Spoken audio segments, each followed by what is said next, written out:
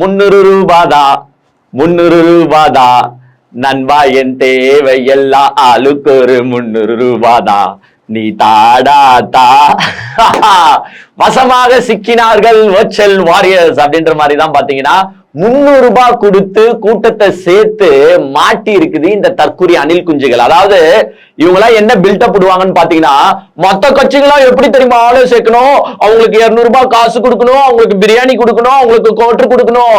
But எங்க கட்சிக்கு ஆட்கள் எப்படி வராங்கன்னா தானா வராங்க. அதாவது விஜய்க்காக வந்து பாத்தீங்கன்னா தானா சேர்ற கூட்டம் இதுரா அப்படின்னு பில்டப் போட்டுன்னு சுத்தி இருந்தானுங்க. நேத்து வந்து பாத்தீங்கன்னா வாட்ஸ்அப் சாட்ஸ் சிலது லீக் ஆகிருக்கு. அதாவது 300 ரூபாய் கொடுத்து ஆட்களை இவங்களே வந்து பாத்தீங்கன்னா தேடி பிடிச்சிட்டு இருக்காங்க.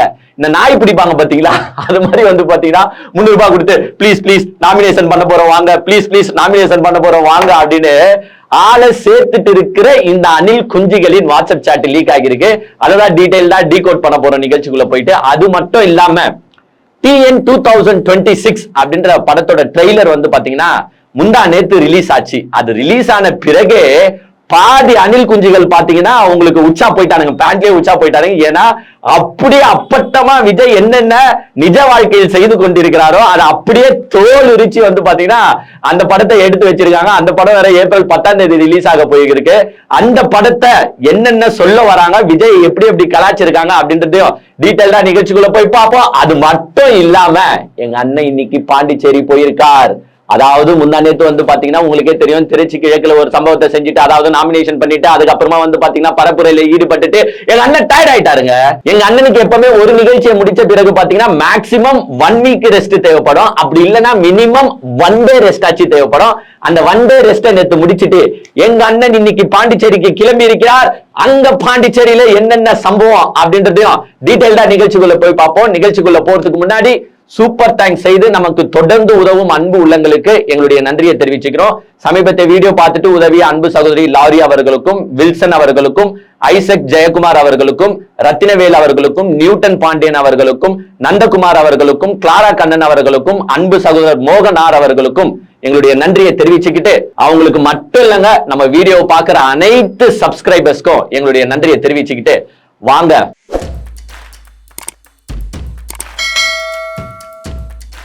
சரி ஃபர்ஸ்ட் 300 ரூபாய் கண்டென்ட்டுக்குள்ள போறதுக்கு முன்னாடி இந்த TN 2026 ட்ரெய்லரை பத்தி பேசலாம். யாரும் உடனே இந்த வீடியோ ஸ்கிப் பண்ணிட்டு நான் போய் அந்த ட்ரெய்லரை பார்த்துட்டு வரம்பான்னு ஓடிடாதீங்க. நான் பேசிடுறேன். இந்த வீடியோ முடிஞ்ச பிறகு நீங்கள் எல்லாரும் அந்த TN 2026 அப்படின்ற அபிஷியல் ட்ரெய்லரை போய் பார்க்கணும் அப்படின்றத நானே தாழ்மையுடன் கேட்டுக்கொள்கிறேன். சரி, இந்த TN 2026 யார் எடுத்திருக்கிறாருன்னு பாத்தீங்கன்னா நம்ம தம்பி ராமையா இருப்பார்ல, அவருடைய பையன் உமாபதி ராமையா அப்படின்றவர் எடுத்திருக்காரு. உங்களுக்கே நல்லா தெரியும், தம்பி ராமையா அவர்கள் ஒரு படத்துல நடிச்சாலே அந்த படம் வந்து ஒரு கருத்து சொல்ற படமா இருக்கும். பிளஸ் அதை வந்து இலாரியஸா மேக் பண்ணுவாரு. ஒரு காமெடி கண்டென்ட்டா இருக்கும், ஒரு கிளாசிக் கல்ட் மூவிஸா கூட அது இருக்கும். அந்த காலத்துல எப்படி நம்ம கவுண்டமணி, செந்தில், வடிவேலு, நம்ம வந்து மணிவண்ணன் எடுத்தாரோ அந்த மாதிரியே வந்து பாத்தீங்கன்னா ஒரு கிளாசிக் கல்ட் மூவிஸா தரவர் தான் வந்து பாத்தீங்கன்னா தம்பி ராமையா. இப்ப அவரோட பையன் உமாபதி ராமையா வந்து இந்த படத்தை எடுத்திருக்காரு. இந்த படம் ஆக்சுவலா TN 2026 போது உங்களுக்கே நல்லா தெரியுது, இது 2026 தமிழ்நாட்டு அரசியலை வச்சு மையமா எடுத்திருக்கிற ஒரு படம் அப்படின்றது டீட்டெயிலா தெரியுது. சரி, வேற யாரு கதைனா இவங்க எடுத்துருக்காங்களான்னு பாத்தீங்கன்னா கண்டிப்பா கிடையாது. அப்படியேங்க நம்ம உச்ச நடிகர் இருக்காரு பாத்தீங்களா, உச்ச நடிகரை அப்படியே போர்ட்ரே பண்ணி இந்த படத்தை எடுத்திருக்காங்க. அதாவது விஜயா யார் இந்த கதையில நடிச்சிருக்காருன்னு பாத்தீங்கன்னா நம்மளுடைய சதுரங்க வேட்டை ஹீரோ இருக்காரு பாருங்க, நட்டி என்கின்ற நடராஜன். அவரு வந்து பாத்தீங்கன்னா இந்த படத்துல ஹீரோ ரோல பண்ணிருக்காரு. அதாவது நம்மளுடைய விஜய் கேரக்டரை அப்படியே தத்ரூபமா நடிச்சிருக்காருங்க. விஜய் அவர் சொல்லல, தத்ரூபமா நடிச்சிருக்காரு.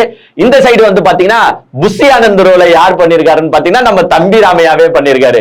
அதுக்கப்புறமா பாத்தீங்கன்னா அந்த சைடு நம்ம செங்கோட்டையன் ரோல யார் பண்ணிருக்காருன்னு பாத்தீங்கன்னா MS பாஸ்கர் பண்ணிருக்காரு. சோ எல்லாமே வந்து பாத்தீங்கன்னா அந்த கதையை அப்படியே வந்து நிஜ வாழ்க்கையில என்ன நடக்குதோ அதை தூக்கிட்டு வந்து அப்படியே சினிமா வாழ்க்கையில போர்ட்ரே பண்ணிருக்காங்க. அருமையா எடுத்திருக்காங்க அந்த ட்ரெய்லர்ல. உதாரணத்துக்கு அந்த புஷி ஆனந்த்ன்ற கேரக்டர் இவங்க எப்படி காட்டுறாங்க தம்பி ராமையா கேரக்டர்னு பாத்தீங்கன்னா, புஷி ஆனந்த் உங்களுக்கே தெரியும்ல, இங்க வந்து பாத்தீங்கன்னா விஜய் போட்டோட தான் சுத்துவார். வெள்ளை சட்டை எப்போ போட்டாலும் விஜய் போட்டோட தான் சுத்தின்னு இருப்பாரு.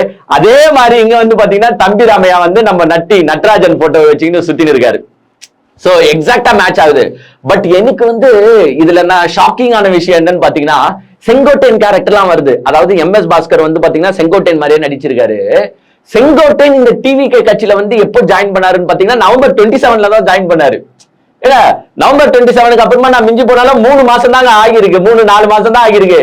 இந்த 4 மாசத்திலே இந்த படத்தை எடுத்து முடிச்சிருக்காங்கன்னு அர்த்தம். அப்போ ஏன்னா செங்கோட்டையன் உள்ள வராருன்னா அப்போ அதுக்கு அப்புறமா தானே இவங்க படத்தை எடுத்திருக்கணும். சோ நவம்பர் 27 அப்புறமா தான் ஒரு ஸ்கிரிப்டை ரெடி பண்ணி அதை செங்கோட்டையனை உள்ளியும் போட்டு அதுக்கப்புறமா வந்து பாத்தீங்கன்னா படத்தையும் ஷூட் பண்ணி ஏப்ரல் 10 ரிலீஸ் பண்றாங்கன்னா அப்ப இந்த டீம் எவ்வளவு மும்முரமா எவ்வளவு ஃபாஸ்டா வேலை செஞ்சிருக்கோம் பாருங்க. சோ எல்லா கேரக்டரும் வந்து பாத்தீங்கன்னா நிஜ வாழ்க்கை அப்படியே போர்ட்ரே பண்ணி எடுத்திருக்காங்க. இதுலயும் எப்படின்னு பாத்தீங்கன்னா நட்டி வந்து பாத்தீங்கன்னா ஒரு பெரிய மாபெரும் உச்சா நடிகரா இருந்திருக்காரு. அதாவது கரியரின் உச்சத்துல இருக்கிறாரு. அவர் வந்து பாத்தீங்கன்னா உங்களுக்கு ஃபர்ஸ்ட் வந்து ரசிகர் மன்றமா இருந்திருக்கு. அதுக்கப்புறமா வந்து பாத்தீங்கன்னா தன்னுடைய ரசிகர் மன்றத்தை வந்து பாத்தீங்கன்னா ஒரு மக்கள் இயக்கமா மாத்துறாரு. எப்படி விஜய் வந்து ரசிகர் மன்றத்தை ஒரு விஜய் மக்கள் இயக்கம் அப்படின்னு மாத்தி அதுக்கப்புறமா அரசியல்ல வந்தாரோ அதே மாதிரி வந்து பாத்தீங்கன்னா இங்க நட்டி வந்து ரசிகர் மன்றத்தை ஒரு மக்கள் இயக்கமா மாத்தி அதுக்கப்புறமா அரசியலுக்குள்ள வராரு. இதுதான் வந்து பாத்தீங்கன்னா கதை. அதுக்கப்புறமா அங்க இருக்கிற கட்சிகள் எல்லாம் எப்படி பகச்சிக்க வேண்டிய நிலைமை வருது, அந்த கட்சிகள் எல்லாம் எப்படி எதிர்வினை ஆற்றுறாங்க. இப்போ ஒரிஜினல்ல பாத்தீங்கன்னா உண்மை வாழ்க்கையில உங்களுக்கு வந்து டிஎம்கே இருக்கு, ஏடிஎம்கே இருக்கு, பாஜக இருக்கு, காங்கிரஸ் இருக்கு, நாம் தமிழர் கட்சி இருக்கு. இவங்க எல்லாமே வந்து பாத்தீங்கன்னா உங்களுக்கு எதிர்வினை தான் ஆற்றிட்டு இருக்காங்க. அந்த படத்துல வந்து பாத்தீங்கன்னா இந்த நாம் தமிழர் கட்சி ரோல வந்து எடுத்து பேசுற மாதிரி இருக்கு. கிங்ஸ்லி நடிச்சிருக்காரு. நம்ம சீமானந்த கேரக்டர்ல வந்து பாத்தீங்கன்னா கிங்ஸ்லி நடிச்சிருக்கிற மாதிரி காட்டியிருக்காங்க. அதுல உதாரணத்துக்கு ஒரு டைலாக் வரும், சினிமாக்கார பயலே இது வந்து தமிழ்நாடுடா, தமிழ்நாட்டுல நீ வாழ ஆசைப்படலாம், ஆனா தமிழ்நாட்டை ஆள ஆசைப்படுறது தப்புடா அப்படின்னு வந்து பாத்தீங்கன்னா ஒரு டைலாக் இருக்கு. அது எல்லாமே எங்க அண்ணன் சீமான் வந்து உண்மையான வாழ்க்கையில பேசுற டைலாக். சோ விஜய வந்து வெற்றி செஞ்சிருக்கிற படமா தான் வந்து பாத்தீங்கன்னா இதை நான் பாக்குறேன். சில பேர் என்ன சொல்றாங்கன்னா இது வந்து விஜய வந்து வெற்றி செய்யற படம் இல்ல, இதை வந்து விஜய வந்து பெருமையா பேசுற படம், நீங்க படம் ரிலீஸ் ஆன பிறகு தெரியும் அதுல வந்து பாத்தீங்கன்னா விஜய் சீஃப் மினிஸ்டர் ஆகிற மாதிரி எல்லாம் காட்டியிருக்காங்க அப்படின்னு சொல்றாங்க. பட் படம் ஏப்ரல் 10 வந்தாதான் நம்மளுக்கு என்ன படம் அப்படின்றது தெரிய வரும். பட் ட்ரெய்லரை பொறுத்த மட்டும் விஜய வந்து வெற்றி செஞ்சிருக்கிற படமா தான் இதை நான் பாக்குறேன். நீங்க வந்து ட்ரெய்லரை பார்த்துட்டு நீங்களும் உங்க கமெண்டை தெரிவிக்கலாம்.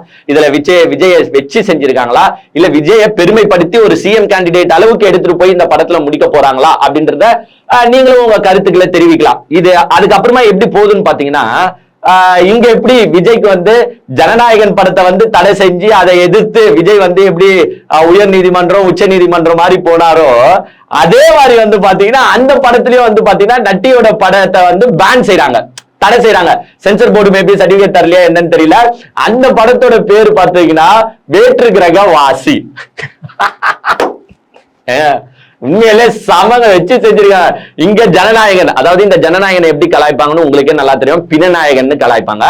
அங்க வந்து நட்டி வேணுன்ட்டு இதை கலாய்க்கிறதுக்காக, ஏன்னா உங்களுக்கே நல்லா தெரியும் விஜய் பின்னாடி சுத்துறதோ இந்த தாவேக்கா பின்னாடி சுத்துறதோ உண்மையான மனிதர்களா பாத்தீங்கன்னா கிடையாது. இங்க வந்து 4 கால்ல போற ஜந்துகளோ 6 கால்ல பாயிற ஜந்துகளோ தான் இந்த கட்சியில இருக்கு. அததான் வந்து அவர் மையமா வச்சு என்ன பண்றாருன்னு பாத்தீங்கன்னா வேற்று கிரகவாசி அப்படின்னு வந்து பாத்தீங்கன்னா ஒரு படத்தை வந்து சென்சர் போர்டு வந்து பேன் செய்துன்னு நினைக்கிறேன். இதை எதிர்த்து நட்டி வந்து பாத்தீங்கன்னா உயர் நீதிமன்றத்துக்கு போறாரு. அப்ப வந்து ஒரு சீன் வருது, அந்த உயர் நீதிமன்ற வளாகத்துல வந்து நட்டி வந்து அப்படியே விஜய் மாதிரி நடந்து வந்து இப்படி கை கூப்பிடுற மாதிரியோ இல்ல கையை காட்டுற மாதிரியோ ஒரு சீன் இருக்கு. கீழே வந்து எல்லா ரசிக குஞ்சுகளும் வந்து பாத்தீங்கன்னா உங்களுக்கு அந்த பேம்ப்ளெட்ஸை வச்சு நிக்கிறாங்க, போர்ட்ஸை வச்சு நிக்கிறாங்களே, அதுல டைலாக்ஸ் இருக்கும் பாருங்க, அதை பார்த்தாலே நீங்க சிரிச்சிருவீங்க. சாதி இல்லடி பாப்பா எங்க படத்துக்கு தேதிய தாப்பா, இது ஜாதி இல்லையடி பாப்பா எங்க படத்துக்கு தேதிய தாப்பா அப்படின்னு போட்டு எல்லாரும் வந்து போர்ட்ஸை வச்சுன்னு இருப்பாங்க. சம சிரிப்பு. சோ அந்த வேற்று கிரகவாசி படத்தை பேன் பண்ணனால விஜய் வந்து உயர் நீதிமன்றத்துக்கு வராரு அப்படின்ற சீனை வந்து போர்ட்ரே பண்ணி காட்டியிருக்காங்க. அதே மாதிரி வந்து பாத்தீங்கன்னா இதுல நம்ம நட்டியோட பேர் என்னன்னு பாத்தீங்கன்னா அவர் எந்த பதவிக்கு ஆசைப்பட்டு இருக்காரு. அதாவது விஜய் வந்து நிஜ வாழ்க்கையில வந்து பாத்தீங்கன்னா அவருடைய பதவியை மட்டும் வச்சுட்டு இருக்க மாட்டாரு. அவருக்கு கொடுத்த பதவி பாத்தீங்கன்னா இளைய தளபதி. அதுவும் வந்து பாத்தீங்கன்னா சரவணன் கிட்ட இருந்து அடிச்சு புடுங்கின டைட்டில் தான் அது. அதுக்கப்புறமா அவர் என்னவா ஆசைப்பட்டாரு, சூப்பர் ஸ்டாரா ஆகணும், நான் வந்து ரஜினிகாந்த் மீறி சூப்பர் ஸ்டார் ஆகணும்னு ஆசைப்பட்டாருல. அதே மாதிரி இங்க அவருக்கு என்ன இது குத்துருக்காங்க, டைட்டில் குத்துருக்காங்கன்னு பாத்தீங்கன்னா தங்க நட்சத்திரம், அதாவது கோல்டன் ஸ்டார். நட்டி வந்து பாத்தீங்கன்னா அந்த படத்துல கோல்டன் ஸ்டார் குல்கந்த் குமார் நினைக்கிறேன் அவர் பேர் அந்த படத்துல. So golden star gulkand Kumar தான் அந்த படத்தோட ஹீரோவா இருந்திருக்காரு. சோ எல்லா சீனுமே வந்து பாத்தீங்கன்னா அப்படியே விஜய் கதையை வந்து மையப்படுத்தி அப்படியே வர மாதிரி தான் இருக்கு. சோ எனக்கு தெரிஞ்சு மோஸ்ட்லி இதுல வந்து விஜய வந்து கம்ப்ளீட்டா பேக் ஃபயர் ஆகும் விஜய்க்கு இது இந்த படம்லாம். ஏன்னா உண்மையாலேயே அங்க வர சீன்லாம் அந்த கலெக்டர்ஸ் எல்லாம் பேசுறத பாத்தீங்கன்னா கூத்தாடி பையனெல்லாம் தலைமையில தூக்கி வச்சுக்கிட்டு ஆடினா இப்படிதான் அப்படின்ட்டு விஜய வந்து உங்களுக்கு டார்கெட் பண்ணி பேசுற வசனங்கள் வந்து பாத்தீங்கன்னா இந்த படத்துல நல்லா நிறையவே இருக்கு. செங்கோட்டையன் இருக்காரு, உங்களுக்கு வந்து பாத்தீங்கன்னா MS பாஸ்கர் இருக்காரு.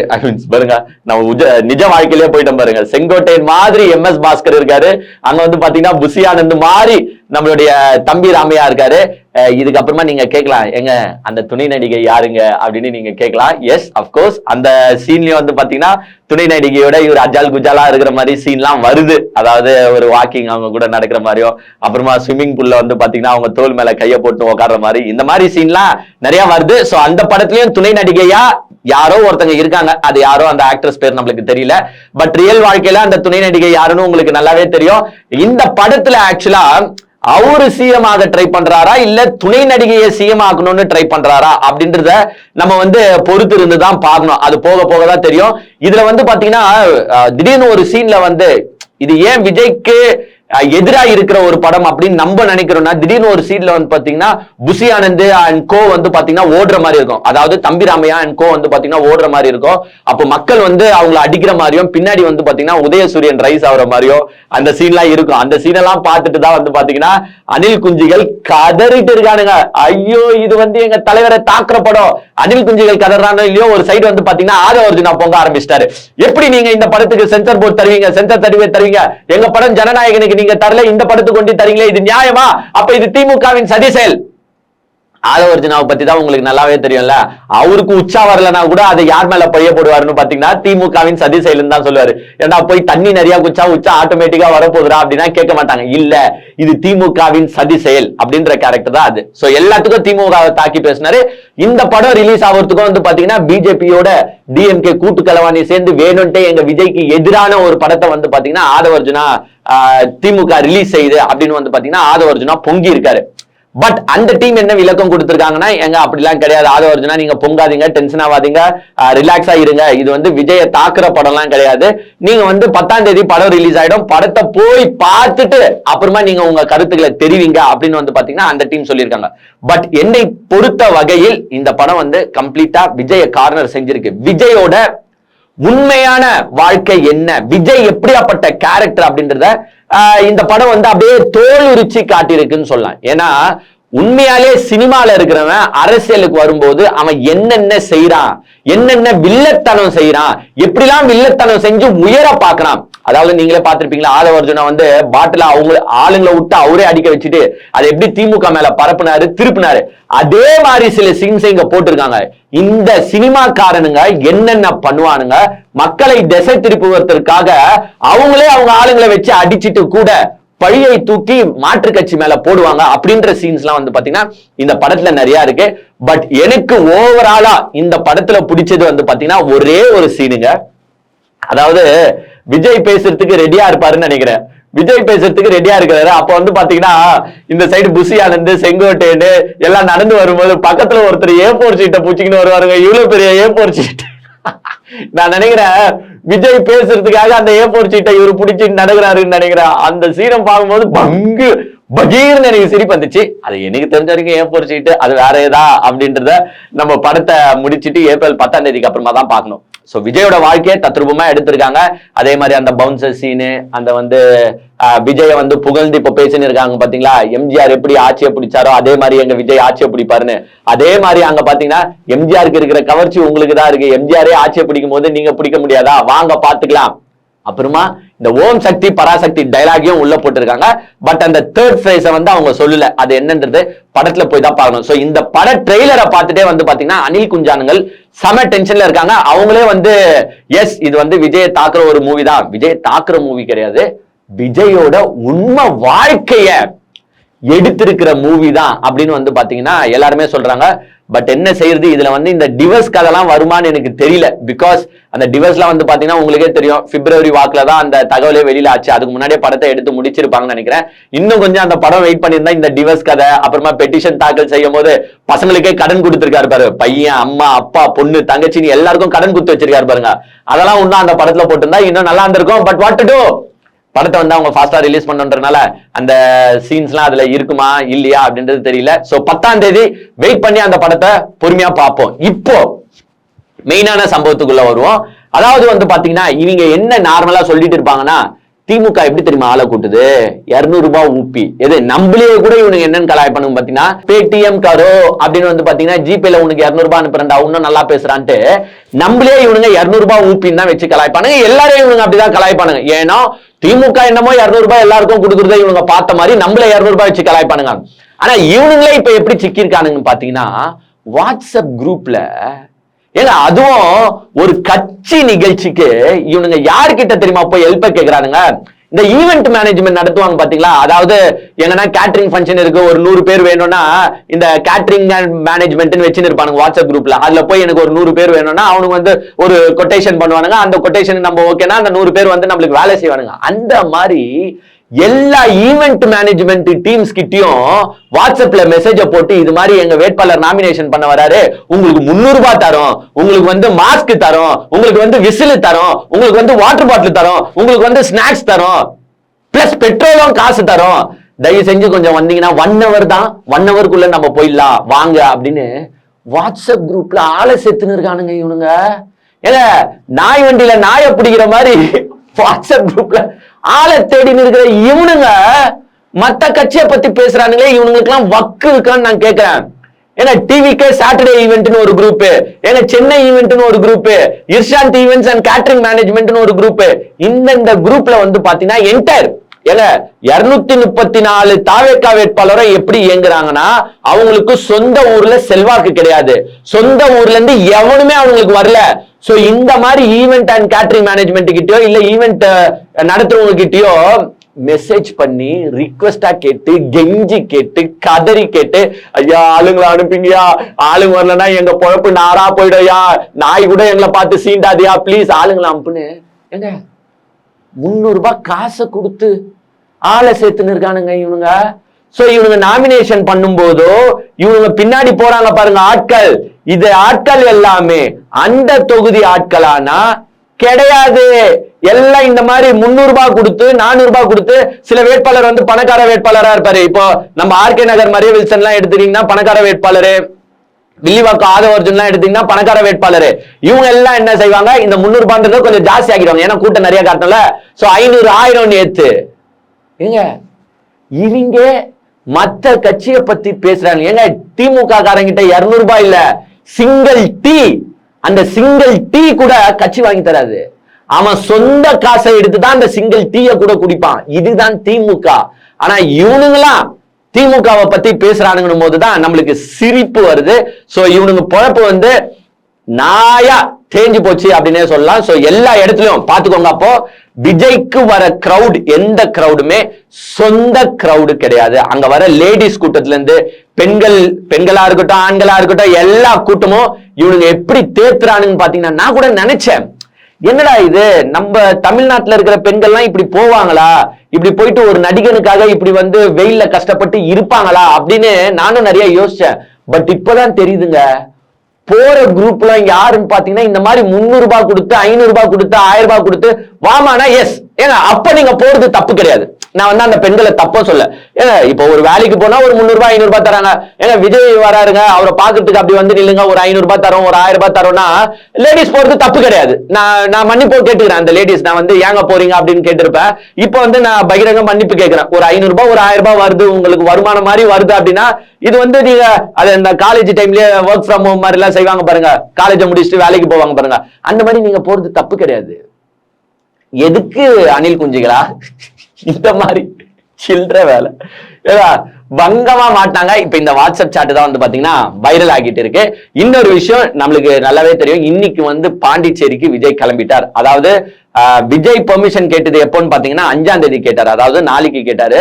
பட் பாண்டிச்சேரி காவல்துறையும் பாண்டிச்சேரி தேர்தல் நடத்தும் அலுவலரும் என்ன சொல்லிட்டாங்கன்னா, இல்ல சார் 5ஆம் தேதி தர முடியாது, நீங்க மேபி 4ஆம் தேதி ஆக்குபை பண்ணிக்கோங்க. ஏன்னா நிறைய பேர் கேன்வாசிங் வராங்களா. இப்போ முதலமைச்சரும் வராரு, மோடி நேத்து வந்து பாத்தீங்கன்னா பாண்டிச்சேரி வந்தாரு, இன்னும் அமித்ஷா வர இருக்காரு, இப்போ உதயநிதி போக போறாரு, எடப்பாடி போக போறாரு, இது மாதிரி நிறைய தலைவர்கள் பாண்டிச்சேரிக்கு போக போறாங்க. 7ஆம் தேதியோட அங்க கேன்வாசிங் வேற க்ளோஸ் ஆக போகுது. சோ அவங்க என்ன சொல்லிட்டாங்கன்னா 5ஆம் தேதி 6ஆம் தேதியில நிறைய தலைவர்கள் வரனால நீங்க 4ஆம் தேதி வாங்கன்ட்டாங்க. எங்க அண்ணன் வந்து பாத்தீங்கன்னா இன்னைக்கு சிங்கம் மாதிரி கிளம்பி போயிருக்காரு. இதுல பெரிய பிரச்சனை என்னன்னா, எங்க அண்ணன் பெர்மிஷன் எப்படி தெரியுமா கேட்டாரு, எங்க காலையில 9 மணில இருந்து சாயங்காலம் 9 மணிங்க, கிட்டத்தட்ட 12 ஹவர்ல எனக்கு 22 பிளேசஸ்ல நீங்க பெர்மிஷன் கொடுத்தீங்கன்னா நான் அப்படியே கேன்வாசிங் பண்ணிட்டு அப்படியே என் வீட்டு பக்கமா வந்துருவாங்க அப்படின்னாரு. ஆனா போலீஸ் அங்க என்ன சொல்லிச்சுன்னா, ராசா உனக்கு 22 இடம்லாம் எங்களால பெர்மிஷன் தர முடியாது. ஏன்னா உன்னை பத்தி நல்லாவே தெரியும், உன் ஆட்கள் எப்படியாப்பட்டவனும் எனக்கு நல்லாவே தெரியும், நீ எப்படி 300 ரூபாய் கொடுத்து ஆட்களை சேவ் பண்றதும் எனக்கு நல்லாவே தெரியும், சோ எவ்வளவு பேர் வருவானுன்றதும் எனக்கு நல்லாவே தெரியும். அப்படிலாம் தர முடியாது, ஜஸ்ட் 4 பிளேசஸ்ல தர முடியும், வந்தா வா, வரலன்னா போ, நீ யார்கிட்ட வேணாலும் கம்ப்ளைண்ட் சொல்லிக்கோ அப்படின்ட்டு அங்க இருக்கிறவங்க சொல்லிட்டாங்க. இதே மாதிரி தமிழ்நாட்டுல சொல்லி இருந்தா எங்க அண்ணன் இந்நேரத்துக்கு, நான் ஸ்டாலின் சார் என் மேல பயமா, நான் என்கிட்ட மோதணும்னா நான் ஒண்ணு வீட்டுல தான் இருப்பேன், இல்ல ஆபீஸ்ல தான் இருப்பேன், வந்து மோதி பாருங்க அப்படின்னு டைலாக் போட்டிருப்பாரு. ஏன் அங்க கேட்க வேண்டியதானே, ஏன் ரங்கசாமி அங்கிள் பயமா என் பிரச்சாரத்தை ஸ்டாப் பண்றீங்க, ஏன் என்கிட்ட 22 இடத்துலயும் பிரச்சாரம் பண்ணடான்னா நீங்க என்ன குறைஞ்சு போயிடுவீங்களா, தோத்துருவீங்கன்ற பயமா அப்படின்னு கேட்க வேண்டியதானே. சோ அங்க பாண்டிச்சேரியில என்ன கண்டிஷன் போட்டாலும் என்ன ரெகுலேஷன் போட்டாலும் அதை விஜய் எப்படி தெரியுமா போமா பம்பிக்கிட்டு அதை அப்படியே மீறாம வேலை செய்யறவர் தான் விஜய். ஆனா இங்க தமிழ்நாட்டுல சும்மா எப்பா ரோட் ஷோ பண்ணாதப்பா, எப்ப மக்கள் வந்து செத்து போறாங்க ரோட் ஷோ பண்ணாம போயானா அதை வந்து கண்டுக்க மாட்டாரு. வேணும்ட்டே ரோட் ஷோ பண்ணி அங்க வந்து ஒரு சட்ட விதிமீறல் நடத்தி அங்க பல ஆக்சிடென்ட் நடத்தி பல உயிர்களை போய்க்கிறவர் தான் இந்த விஜய். ஆனா பாண்டிச்சேரியில இப்ப 4 இடம் தாங்கன்னு சொன்னாங்க, மனுஷன் ஒரு வார்த்தை எதிர்த்து பேசலையே, ஒரு ட்வீட் எதிர்த்து போடலையே. ஐயா சரிங்க ஐயா, ஓகேங்க ஐயா, ஒன்னும் பிரச்சனை இல்லைங்க, 4 இடம் தானே ஐயா, நான் வந்து பண்ணிக்கிறேன் ஐயா. சோ 4 அவர் 4 இடம் கொடுத்திருக்காங்க. இன்னைக்கு எங்க அண்ணன் விஜய் வந்து பாத்தீங்கன்னா ஆந்த வேல இருக்காரு. பாண்டிச்சேரியில என்ன ரணகலா நடக்குது அங்கேயும் போயிட்டு மிஸ்டர் விஜய் தயவு செஞ்சு ஒரு ரிக்வெஸ்டா கேக்குறேன், அங்க போயிட்டு பாண்டிச்சேரியில என்ன பிரச்சனையோ அதை பத்தி பேசணும். அங்க போயிட்டு திமுக ஒரு தீய சக்தி கேட்டா அதுக்கு என்ன தெரியுமா சொல்லுவானுங்க, இங்கேயும் திமுக போட்டி போடுதுல நாங்க திமுகவை தான் எதிர்த்து பேசுவோம் அப்படின்ட்டு அங்கேயும் பேசுவாங்க. அங்க திமுக ரூலிங் பார்ட்டி இல்லையா, ரூலிங் பார்ட்டி வந்து பிஜேபியோ என்ஆர் காங்கிரஸ் தான் இருக்கு. சோ சட்டப்படி நீ அவங்களை எதிர்த்து தான் பேசணும். ஆனா அவங்களை எதிர்த்து விஜய் பேசுவாரா என்றால் வாய்ப்பில்லை ராஜா.